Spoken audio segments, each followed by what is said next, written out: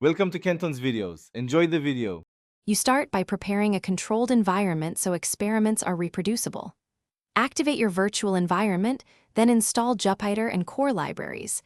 This avoids package conflicts. Once done, launch Jupyter Lab or Notebook from that same env so kernels match. Create a new notebook, name it, and add a descriptive markdown header that documents intent. Make sure to save checkpoints and enable autosave. This prevents lost work while you begin exploring data and writing the first cells. You now focus on the core workflow. Load and inspect data, then iteratively clean and transform. Use pandas for quick exploration, drop or impute missing values, and convert categoricals with one-hot or ordinal encoding depending on semantics. Once features are ready, build a Sklern pipeline combining preprocessing and an estimator so steps stay reproducible. Then split into training and test sets, fit models, and run grid search CV for hyperparameter tuning. Throughout, run small. You finish by evaluating model performance on holdout data and interpreting metrics.